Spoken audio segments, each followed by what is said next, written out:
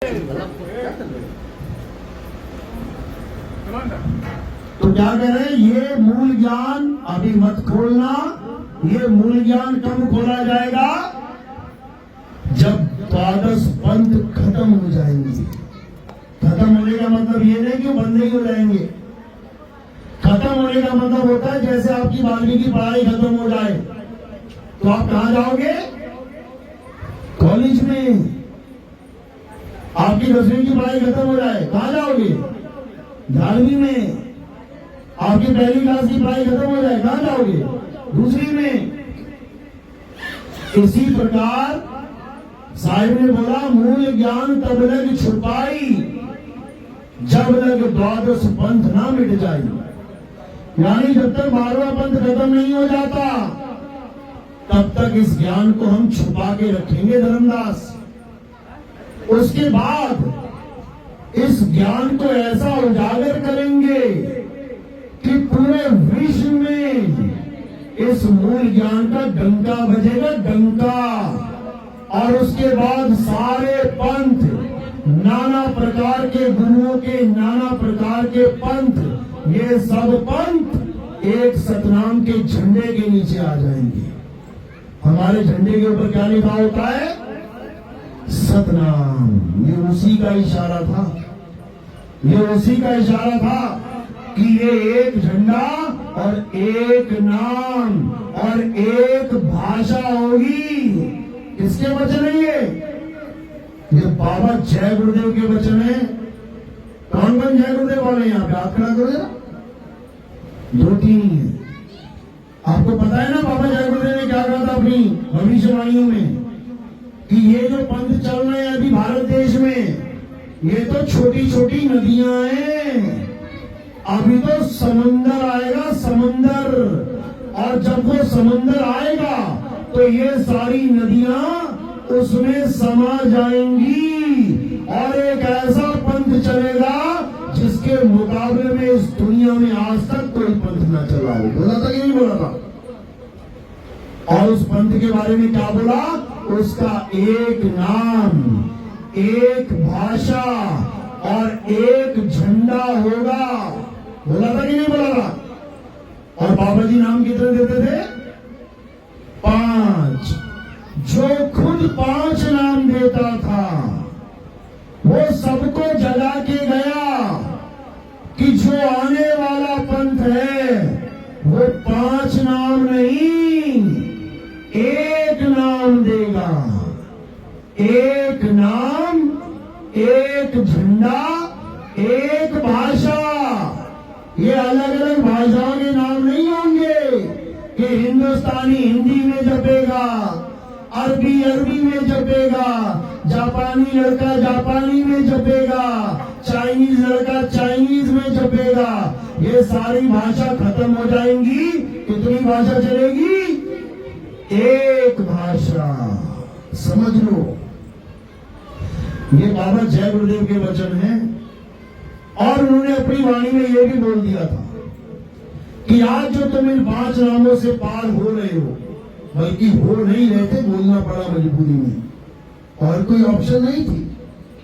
उन्होंने बोला आज जो तुम इन 5 नाम से पार हो रहे हो, जब आने वाला महात्मा, भविष्य में आने वाला महात्मा जब उस सच्चे नाम का प्रचार करेगा तो वो एक नाम का प्रचार करेगा। और जब वो एक नाम का डंका बजेगा तब ये 5 नाम, ये जय गुरुदेव का नाम, इससे तुम्हारी मुक्ति नहीं होगी। किस किसने सुनी है? देखिए ये बात लिखी हुई, हाथ खड़ा करो। बहुत बढ़िया। क्योंकि ये सब प्रमाणित है, ये सब प्रमाणित है। कबीर सागर में प्रमाणित है कि एक पंथ आएगा, चलेगा और ऐसा चलेगा कि सब पंथ उसी में सिमट जाएंगे। क्या कह रहे हैं? 12 पंथ काल फुरमाना, भूले जीव न जाए ठिकाना। 13वें पंथ हम ही चले आए, सब पंथ मेट के एक पंथ चलाए। ये कबीर सागर की वाणी है। पढ़ लेना अच्छे से। तो कौन सा पंथ है जो एक कर देगा सबको? ये तो खुद वंश 42 वाले जितने हैं वो 2 पंथों में बट गए। जो कबीर साहब अनुराग सागर, कबीर सागर धर्मदास से लिखवा रहे हैं, वो एक करने की जगह वो खुद ही एक पंथ 2 पंथ में बट गया। एक वंश 42 दामाखेड़ा में चल रहा है, एक काशी में बैठा हुआ है। अब ये 2 आशीर्वाद कहां से आ गए? अरे दिया होगा तो एक दिया होगा। यहां अपने मन के आशीर्वाद चल रहे हैं। किसी भी गुरु के पास जाओ, थोड़ा सा ज्ञान उठाओ और अपना अलग पंथ बना लो, हो गया आशीर्वाद। भैया ये काम नहीं है, इससे दाल गलने वाली नहीं है। ये मन सबको बेवकूफ बना के बैठा है। ये सब मन की चाल है, और इस मन की चाल में जो फंस गया, फिर ये मन बहुत बुरी हालत करने वाला है। कबीर साहब कह रहे हैं, अरे मन ही स्वरूपी देव निरंजन, तुम्हें राखे भरमाई हो। ए हंसा तू अमर लोक का परा कालवश आई हो। अब काल के जाल में तो वैसे ही फंसा हुआ है, जन्म मरण के जाल में। ऊपर से एक और जाल फेंक दिया इस काल ने, कौन सा?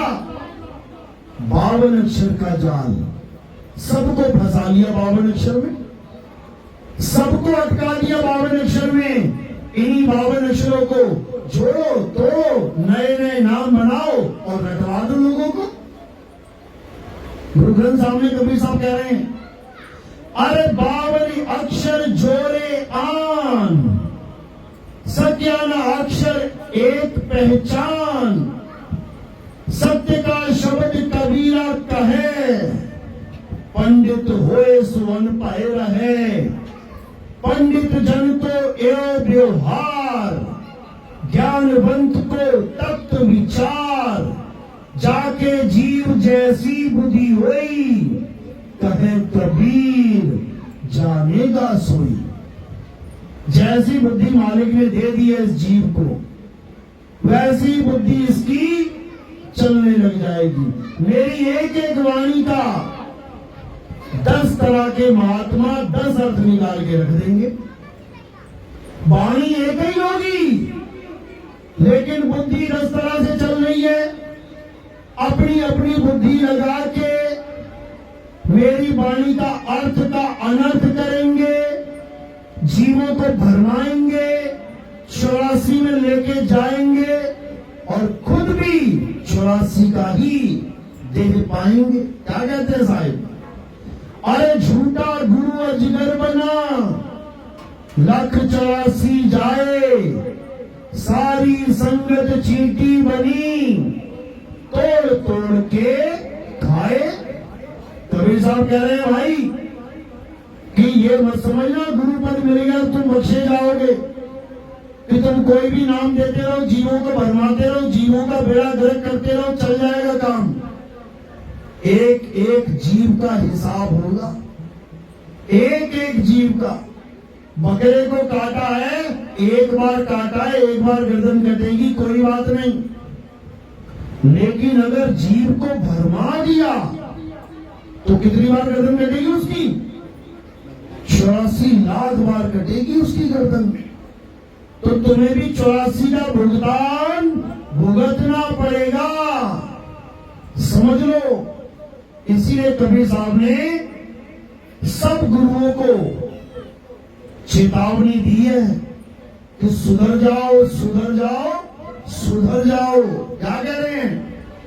अरे गुरुआ तो घर घर फिरे, कौड़ी केर 50, अपने रूप की खबर नहीं, शिष्य कर्म की आस। कहते हैं ये गली गली गांव गांव में गुरु लोग घूम रहे हैं शिष्य करने के लिए। ये पूरा गांव मेरा चेला बन जाए, ये पूरा शहर मेरा चेला बन जाए। क्यों? माया के लिए, पैसा आना चाहिए। समझो, अपने रूप की खबर नहीं, उस गुरु को अपने रूप की खबर नहीं है कि मैं क्या हूं। और शिष्यकरण की आस पूरी दुनिया को चेला बनाने चला हुआ है। जब तक अपने रूप को नहीं जान गए तुम किसी का कल्याण नहीं करा सकते, समझ लो। तो ये लोग अपने रूप को तो जानते नहीं और मंत्रों के चक्कर में लोगों को फंसाते हैं। क्या करें कबीर साहब, अरे घर घर मंत्र देत फिरत हैं, माया के अभिमाना, गुरुआ सहित शिष्य सब बूढ़े, अंत काल पछताना, साधो देखो ये जग बौराना। ये पागल हो गए सब लोग। ये 52 अक्षरों को जपा जपा के कहते हैं यही सतनाम है, यही सारनाम है, जबकि ये नहीं जानते कि सत्य नाम, सार नाम, सार शब्द, अबोल नाम, अडोल नाम, अमी नाम, अजर नाम, अमर नाम, ये सब तुम्हारा स्वरूप है। ये तुम्हारे स्वरूप के नाम रखे गए हैं। अजर नाम, कौन सा नाम अजर, कौन सा नाम अजर है? अभी सारे नाम लिख के सब मिटा देता हूं, बता दो कौन सा नाम अजर है। कौन है अजर? अजर का मतलब अमर नाम, अमर का मतलब समझो। ये उसकी बात की जा रही है जिसको ना कोई काट सकता है, ना कोई जला सकता है, ना कोई सुखा सकता है। कौन है वो? आत्मा। आत्मा ही तुम्हारा स्वरूप है। और ये जो तुम काया लेके बैठे हो ये क्या है? 5 तत्वों का पुतला। ये वायु, अग्नि, धरती, आकाश और जल का पुतला है, गुरुजी नहीं है कि तुम इसको गुरुजी मान लो। ये जो शरीर दिख रहा है ये 5 तत्वों का पुतला है। सबसे ऊपर आकाश, उसके नीचे वायु चल रही है, देखो वायु, आकाश, वायु, इसके नीचे क्या है? अग्नि। हाथ लगा ले देखो पेट के पास, गरम गरम लगेगा। उसके नीचे क्या है? जल। उसके नीचे क्या है? धरती। ये 5 तत्व काम कर रहे हैं अपना। ये 5 तत्व गुरु नहीं है कि तुम गुरु जी की फोटो लगा के बैठे और अगरबत्ती कर लो मेरे गुरु जी, मेरे गुरु जी। ये 5 तत्व भी किसी का गुरु जी होता है क्या? अगर 5 तत्वों की पूजा करनी है तो आकाश की तरफ अगरबत्ती कर दो, पानी की तरफ अगरबत्ती कर दो, हवा चले अगरबत्ती घुमा दो, धरती की तरफ अगरबत्ती कर दो, आग की तरफ अगरबत्ती कर दो। ये 5 तत्व ही तो ये बने बैठे हैं। उन तत्वों की अगरबत्ती करना ही इन तत्वों की अगरबत्ती है। ये शरीर गुरु नहीं है। गुरु कौन है? कौन है गुरु? कौन है? आत्मदेव गुरु है। आत्मदेव गुरु है।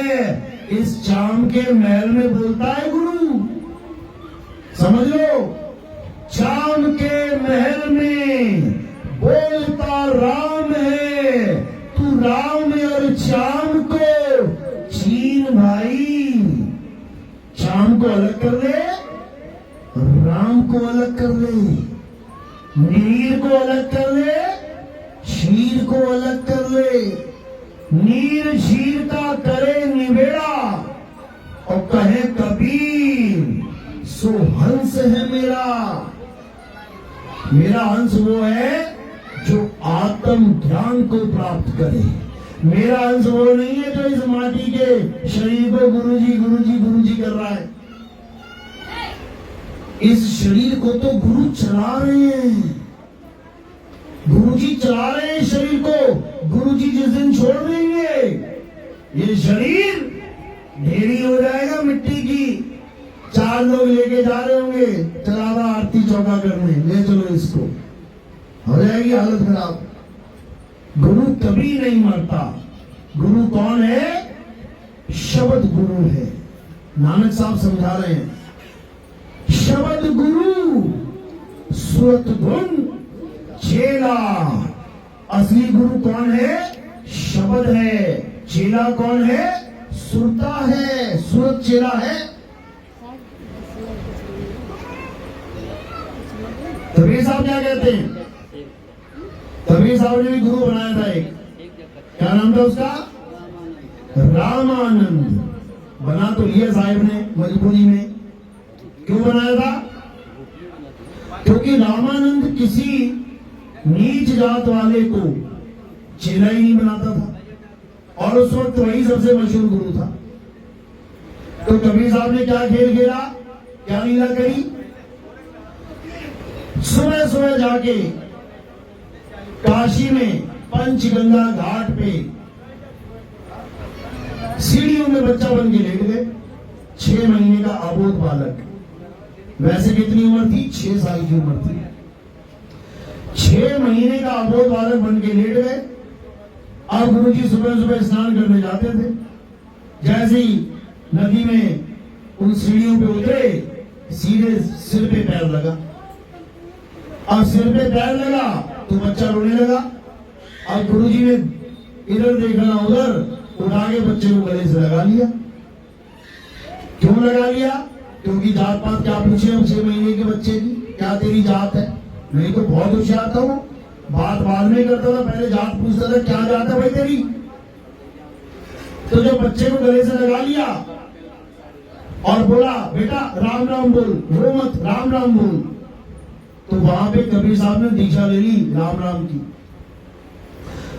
लेकिन कल को मुकर जाएगा गुरुजी कि तू मेरा चेला नहीं, मैं तेरा गुरु नहीं। क्यों? मैं नीच जात वालों को चेला बनाता ही नहीं, मेरे सारे चेले उच्च कुल के ब्राह्मण हैं। अब क्या करें? तो कबीर साहब ने क्या किया, उसके गले के जो मोती थे उनको, माला को तोड़ दिया।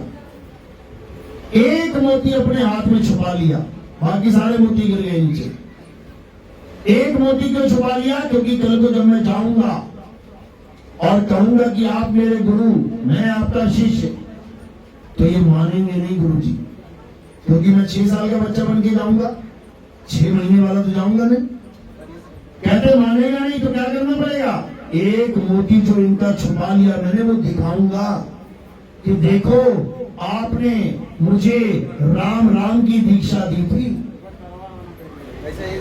इसीलिए कबीर पंथी में एक मोती की माला मिलती है, कंठी माला कहते हैं उसको। हमारे पंथ में एक मोती की माला चलती है निशानी के स्वरूप कि ये कबीर पंथ की निशानी है।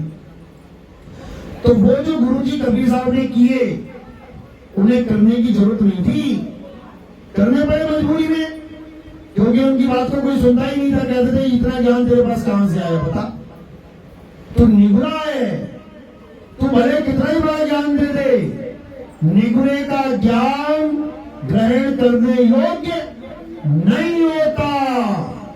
समझ लो, आज के जमाने में निगुरे गुरु बने बैठे हैं। पहले निगुरे को बोलने की भी इजाजत नहीं होती थी सभा में। पहले तुम्हें अपने गुरु वंश की प्रणाली बतानी पड़ती थी, किसके चेहरे हो, क्योंकि शास्त्र अनुसार बात करोगे। अगर गुरु धारण किया होगा और गुरु धारण नहीं किया होगा तो क्या करोगे? मनमुखी बातें करोगे। कौन समय बर्बाद करेगा अपना? तो कबीर साहब जब बात करते थे तो लोग उनसे पूछते थे कि तेरा गुरु कौन है? तो कबीर साहब के पास कोई जवाब नहीं होता था। क्यों? क्योंकि उनका कोई गुरु था ही नहीं, उनको किसी गुरु की जरूरत ही नहीं थी।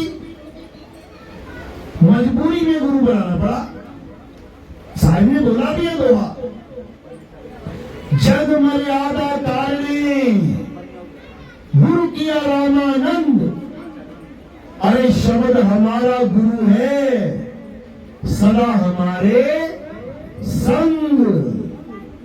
कहते मेरा असली गुरु शब्द गुरु है, जो हमेशा मेरे साथ रहता है। ये तो जग मर्यादा के लिए बना लिया कि मेरी बात लोग सुनते नहीं थे, चलो जी गुरु जी बन गया, हो गया, अब तो सुन लो। तो ये महिमा है हमारे बंदी छोड़ की। हमारे सतगुरु कबीर साहब की कि वो इस धरातल पे आते हैं तो पत्थर के पुजारियों को भी गुरु बना के उनको भी पार करने आते हैं, गुरु को तारने आते हैं। कैसे तरे रामानंद जी महाराज? कबीर साहब की वजह से तरे हैं, नहीं तो पत्थर ही पूजते रह जाते सारी उम्र। लेकिन दुख के साथ कहना पड़ता है कि आज हमारे कबीर पंथी पत्थर पूजने से बाज नहीं आ रहे। नाम रख लिया कबीर पंथी और पूजा कर रहे हैं पत्थरों की। जब पत्थर टूट जाता है तो कहां फेंक देते हैं? कबाड़ में। तो किसकी पूजा करते रहे आज तक? कबाड़ की। इसीलिए मैं कहता हूं ये कबीरपंथी नहीं है, कबाड़पंथी है। कबीरपंथी कब होंगे? जब कबीर को जान लेंगे, कबीर को पहचान लेंगे। अरे कक्का केवल नाम है, बब्बा ब्रह्म शरीर और रारा सब में रम रहा, वाको नाम कबीर। जब कबीर को जान लेंगे तब ये कबीरपंथी होंगे। अभी कबाड़पंथी है ये सब। तो साहिब फिर समझा रहे हैं, अरे कबीर कबीर क्या करे, तू खोज अपन शरीर, ये 10 इंद्रियां बस में कर, तू आपे आप कबीर। तू ही कबीर है, लेकिन तुझे याद ही नहीं है कि मैं कबीर हूं, भूला बैठा है। अरे हंसा तू तो सबल था, हल्की तेरी चाल, रंग कुरंगी पड़ गया, ताते हुआ लगवार। साहिब समझा रहे हैं, हंसा तू तो सबल था, तेरा स्वरूप कुछ और था, लेकिन एक इच्छा के कारण तूने सारा गुण गोबर कर लिया। बीजेपी में क्या समझा रहे हैं? क्या कह रहे हैं? जैया जन्म मुक्ता हता, तैया हता न कोई, और छठी तुम्हारी हो जगह, और तू कहां चला भिगोए। तू अपने स्वरूप को भूल के कहां जा रहा है? तू कहां चक्कर में पड़ने जा रहा है इस 5 तत्वों के? ऐसा चक्कर में पड़ा कि चक्कर बन गया। 84 लाख में भ्रमण करता नहीं थक रहा है। 84 लाख के बाद एक जन्म मिलता है इंसान का, उसमें भी इसको खबर नहीं पड़ रही है कि मैं क्या करूं। कह रहा है टाइम पास नहीं हो रहा इसलिए मैंने टीवी ले लिया, टाइम पास नहीं हो रहा इसलिए मैंने मोबाइल ले लिया, टाइम पास नहीं होता इसलिए मैं घूमने चले जाता हूं। अरे टाइम है कहां? कितना टाइम है तुम्हारे पास? 84 लाख जन्म और ये केवल 60-70 साल का एक शरीर। सोचो, इतना अनमोल जन्म बर्बाद करने में लगा है, पत्थर पूजने में, माला जपने में, मंत्र जपने में। ये सब छोड़ना है। क्या कह रहे हैं साहब? अरे माला फेरू ना हरि भजू, और मुख से कहूं ना राम। राम हमारा हमको भजता, और हम पावे विश्राम।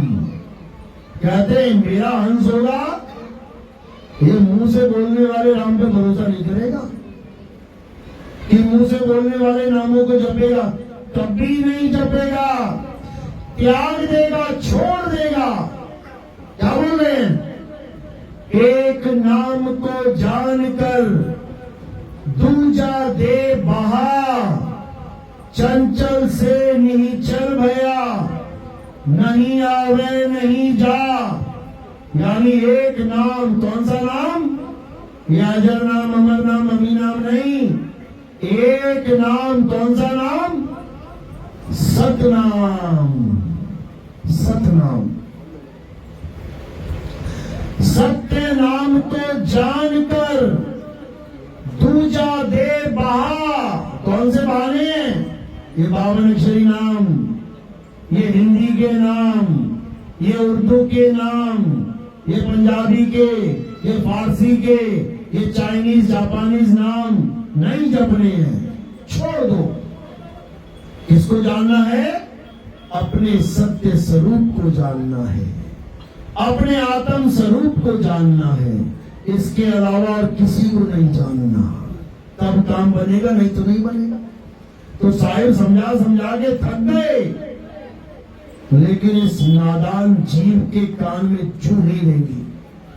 यह उसी कार्रवाई में पड़ा रहा, मर की कार्रवाई में यह मनमुखी बना रहा। ये कबीर साहब की वाणियों को पीछे फेंकता गया।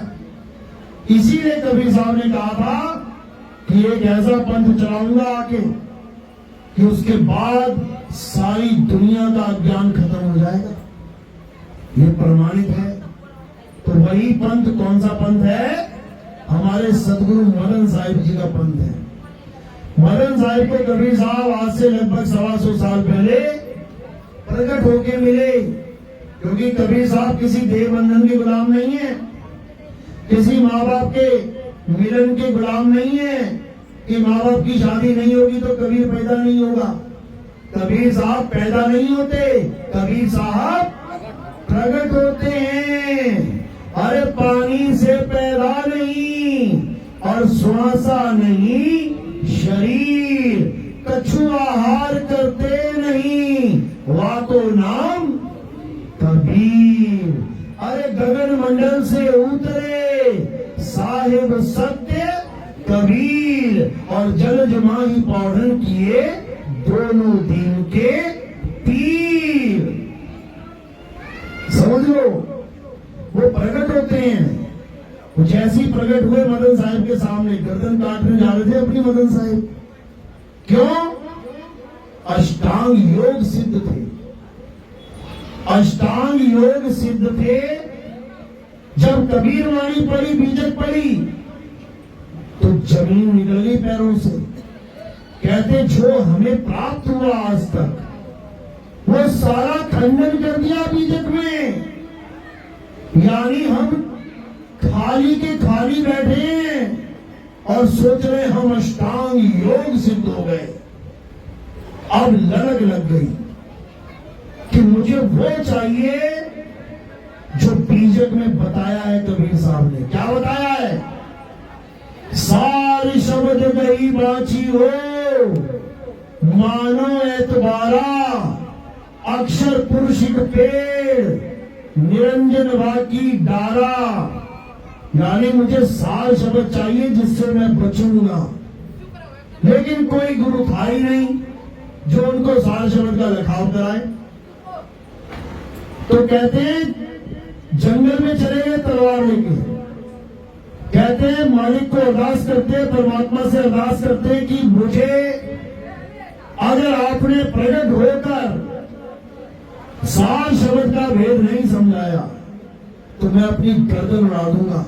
7 दिन का समय बोल दिया कि अगर 7 दिन के अंदर परमात्मा नहीं आए, अगर इस दुनिया में कोई परमात्मा है तो, अगर नहीं आया तो मेरा भी रहने का क्या फायदा? जब परमात्मा ही नहीं है तो मैं क्या करूंगा रह के?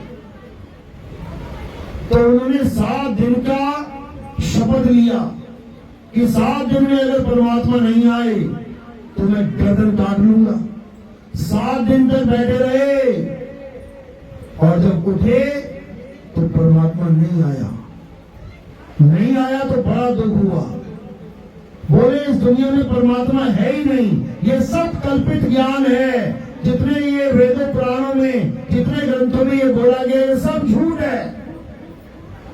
बस इतना ही बोले, गर्दन पे तलवार रखी और झटके से जब काटने लगे, इतने में कबीर साहब प्रकट हुए, हाथ पकड़ लिया। क्यों भाई मदन, आत्महत्या करके महापाप करने चले हो?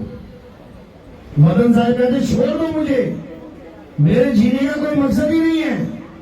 कहते क्या हुआ, तुझे क्या चाहिए? कहते वो आप नहीं दे सकते जो मुझे चाहिए, जो मुझे दे सकता है वो आया ही नहीं। कहते तू बता तो सही तुझे क्या चाहिए? कहते मुझे सार शब्द चाहिए। कहते बस इतनी सी बात, बैठ। वहीं बैठा के उनको सार शब्द का ज्ञान समझा दिया। जब सार शब्द का ज्ञान समझा दिया तो मदन साहिब निहाल हो गए। कहते धन्य मेरे भाग जो आप मिले, आप हैं कौन? तब कबीर साहब ने कहा अभी भी नहीं पहचान पाया। तो मदन साहब चरणों में गिर पड़े, कहते मुझे आज यकीन हो गया कि परमात्मा है, लेकिन इस संसार में इतने जीव फंसे पड़े हैं, इतनी दुर्गति है जीव की, कैसे कल्याण होगा इनका, कैसे बचेंगे ये सब? ये ज्ञान सबको मिलना चाहिए। तो कबीर साहब ने क्या कहा कि ये ज्ञान सबको मिलेगा और तेरे ही द्वारा मिलेगा, तेरे ही पंथ के द्वारा मिलेगा। मदन साहब कहते मैं कैसे प्रचार करूंगा पूरे संसार में? तो कबीर साहब क्या कहते, चिंता मत कर, तेरे पंथ में 4 गद्दियां चलेंगी। कौन कौन सी? एक आचार्य गद्दी सबसे टॉप पे, एक दीवान गद्दी, एक कोतवाल गद्दी, एक कड़ीधार गद्दी। ये ऊपर की 3 गद्दियां जो होंगी, ये 3 मन के प्रभाव होंगे, ये मन की अवस्थाएं होंगी। यानी आचार्य गद्दी मतलब जिसके मन में आचार्य बनने की हवस होगी, वो आचार्य गद्दी का कहलाएगा। दीवान गद्दी यानी आश्रमों की देख रेख, सारा सिस्टम बनाना। कहते जो जिसके मन में आश्रम बसा होगा, थोड़ा सा पैसा आया नहीं ये बनवा लूं, थोड़ा सा पैसा आया नहीं वो बनवा लूं, ये दीवान गद्दी होगी। कोतवाल गद्दी जो सारे झगड़ों फसादों का निपटारा कर देगा, जिसके मन में ज्यादा ललक होगी। आश्रम की जमीन पे कब्जा कर लिया, हम केस कर देंगे, ऐसा हो गया हम ये कर देंगे, झगड़ा हो गया हम ठीक कर देंगे। इन तीनों का ध्यान इसी में रहेगा। लेकिन जो चौथी गद्दी होगी, कड़ीहार गद्दी, कहते हैं उसके द्वारा पूरे संसार में डंका बजेगा। तो साहिब ने वहां बाणी बोली, चौथी गद्दी होई अवतारा, ताका चरित्र विदित संसारा, हम उनके सिर बैठ में आई, और वासे पार कोई नहीं पाई। चौथी गद्दी भई अवतारा, और डंका बाजी सब संसारा। कहते हैं जब उस ज्ञान का अवतार होगा, यहां देह के अवतार की बात नहीं करी उन्होंने, ज्ञान अवतार की बात करी है, क्योंकि देह गुरु होता ही नहीं है। ज्ञान अवतार की बात करी कि जब वो ज्ञान प्रकट होगा, पूरे संसार को एक कर देगा। हर पंथ, हर धर्म का इंसान जब वो सत्संग सुनेगा, तो वो सत्य को जानकर नतमस्तक हो जाएगा, वो सत्य को काट नहीं पाएगा। ये वाणी में दर्ज है। कौन सा ग्रंथ है? अभिनंदन ग्रंथ। और दुख के साथ कहना पड़ता है, जिस गद्दी पे वो ग्रंथ छपा था, वही गद्दी के अब जो संत महात्मा बैठे हैं, वही उसको नहीं मानते। बताओ, इसी को कहते काल के दूतों की एंट्री। कबीर साहब ने मदन साहब को भी बोल दिया था, अरे बहुत मदन में पंथ चले हैं, बहुत ज्ञान कथ के समझई है, वाकी बात न मानो एका, सार शब्द में राखो टेका। ये तब बोला था 125 साल पहले। इसी पंथ का उजागर होना था, और सारे पंथ एक पंथ में समा जाएंगे। समा ही रहे हैं, आपके सामने ही है। जब मैं अकेला चला था तो मैं अकेला ही था, हमारे आश्रम वालों ने भी हमारा साथ ना दिया, आश्रम के साधु संतों ने टांग खींचने का काम किया। लेकिन आज वो समय है जब हर इंसान इस ज्ञान को सुनता है, समझता है, और अपने जीव का कल्याण करने के लिए सतनाम के झंडे के नीचे आ जाता है। ये है वो पंथ। ये 52 अक्षरी पंथ नहीं है, समझ लो। बात समझ में आ रही है मेरी? किसके समझ में आ रही है? हाथ खड़ा करेगा, बहुत अच्छी बात है। अगर ये जीव जाग गया, अगर ये जीव जाग गया तो इसे भरमाने वाला कोई माई का लाल पैदा नहीं हो सकता। भरमाए तब जा रहे हैं क्योंकि सोए हुए हैं। और कबीर साहब क्या कह रहे हैं? मैं कहता हूं जागत रहियो और तू जाता है सोई रे। तेरा मेरा मनवा कैसे एक होई रे। कैसे एक होगा? अब होगा, अब जगेंगे सब, क्योंकि समय आ गया है मेरे भाइयों, समय आ गया है। चलो, तो आज का सत्संग यही समाप्त करते हैं।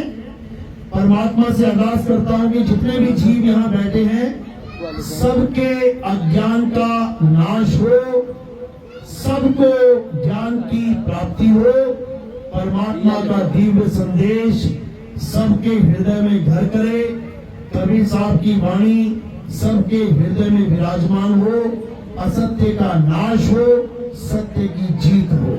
बोलिए परमपिता परमात्मा की, सदगुरु बंदी छोड़ कबीर साहेब की, सभी संतों की, सभी भक्तों की, आज के आनंद की, सकल हंस के बंदगी साहेब बंदगी।